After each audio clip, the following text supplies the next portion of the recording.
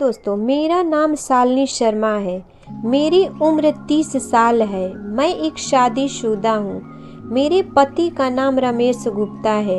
वह एक private company में नौकरी करते हैं। हमारी शादी को 3 साल हो गए, लेकिन अभी तक बच्चा नहीं हुआ था। हमारे परिवार में हम दोनों और मेरे सास ससुर रहते थे।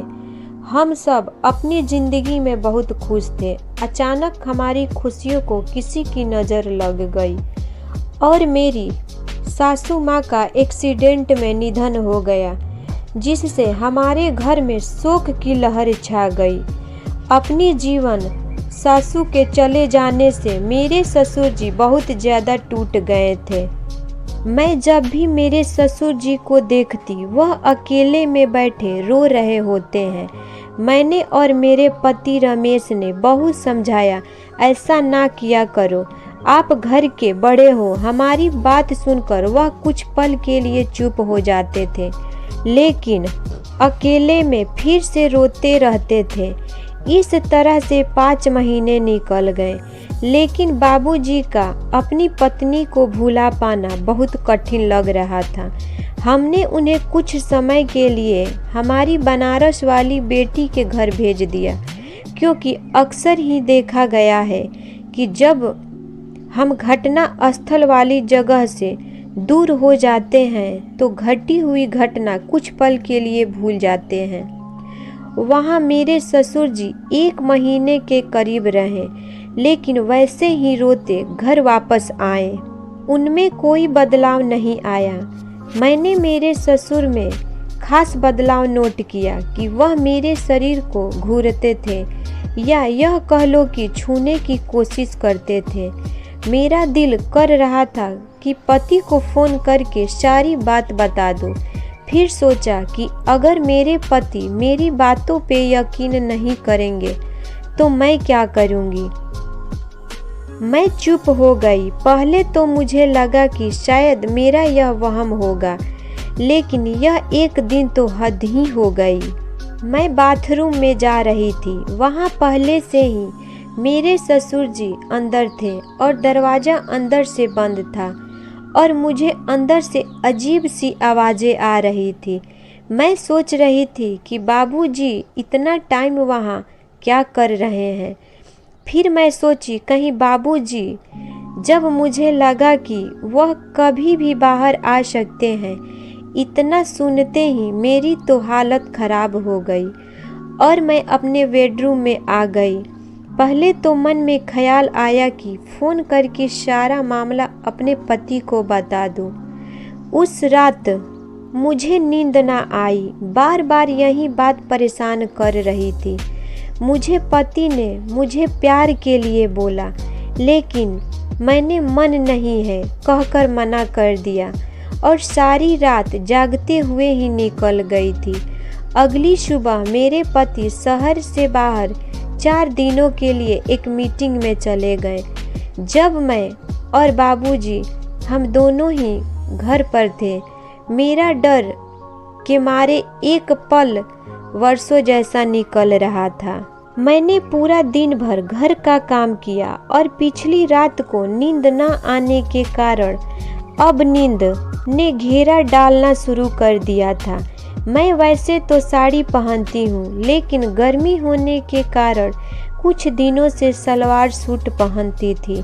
मेरा पूरा शरीर पसीने से भीगा हुआ था। मैं तो अपने बेडरूम में आकर पंखे के नीचे लेट गई। दीवार घड़ी दिन के 4 बज रहे थे। मुझे पता ही नहीं चला कब मेरी आँख खुल गई। करीब आधे घंटे बाद मैंने महसूस किया कि मुझे कोई हाथ लगा रहा है। पहले तो मुझे लगा शायद सपने में मेरा पति है। फिर मैं एकदम से हड़बड़ाहट में उठी और अपने कपड़े ठीक किए और पूछा, बाबूजी आप यहाँ कोई काम से आए हैं क्या? बाबूजी बोले, वह चाय पीने को दिल कर रहा था, इसीलिए आवाज़ लगाई। तुमने कोई जवाब नहीं दिया, तो मैंने देखा कि तुम सोई हुई थी, तो मैंने सोचा कि सोई हुई को क्यों उठाना, मैं खुद ही चाय बना लेता हूँ। इतने में तुम जग गई। इन शब्दों में बाबूजी ने अपनी सफाई दी। मैं झट से बेड से नीचे उतरी। मेरा दिल जोर से धक धक कर रहा था और मैंने अपनी चुनरी अपने सिर पर लेकर कहा, आप अपने कमरे में जाइए, मैं वहीं चाय लेकर आती हूँ। मेरे इतना कहने से उनका दिल टूट सा गया। वह कमरे में चले गए। करीब 15 मिनट बाद में एक कप चाय ट्रे में लेकर उनके कमरे में गई थी। वह अब रो रहे थे। मैंने पूछा, अब क्या हुआ बाबूजी? आप क्यों रो रहे हो? कोई दिक्कत है क्या? कुछ तबीयत खराब है क्या? डॉक्टर को फ़ोन लगाकर बुला दूं?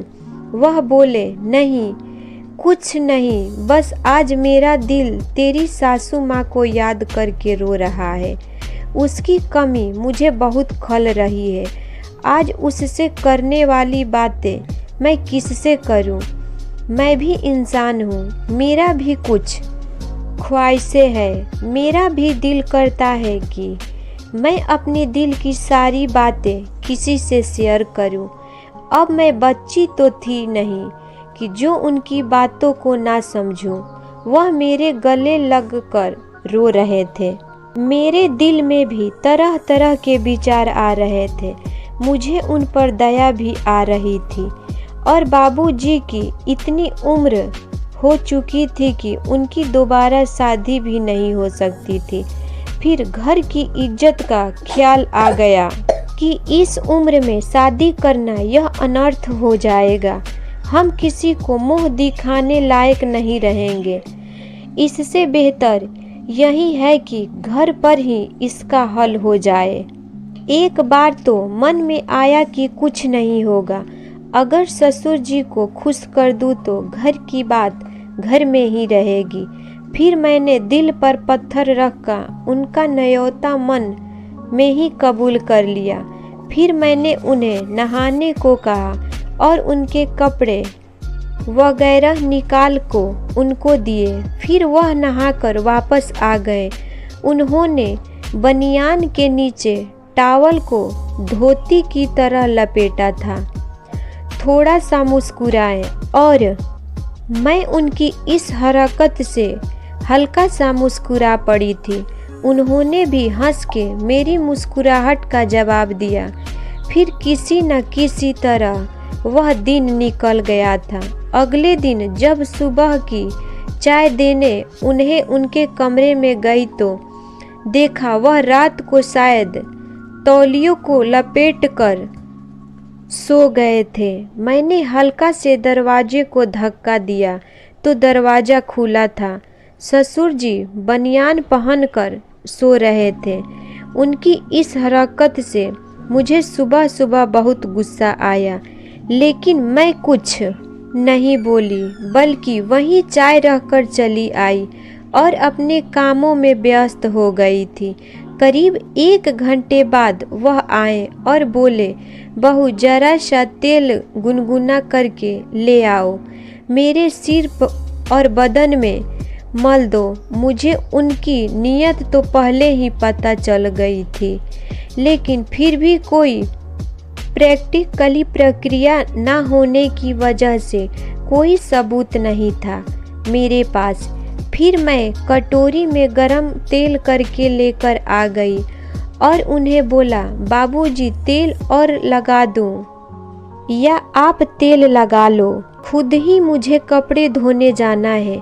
वह बोले, बहू सिर पे तो मैं खुद ही लगा लूँगा, लेकिन पीठ पे कैसे लगाऊंगा, तुम यह कष्ट कर दो। इतना बोलकर वह आंगन में पड़ी खाट पे औंधे मूंग लेक हो गए। मुझे सुबह से ही बहुत गुस्सा आया था।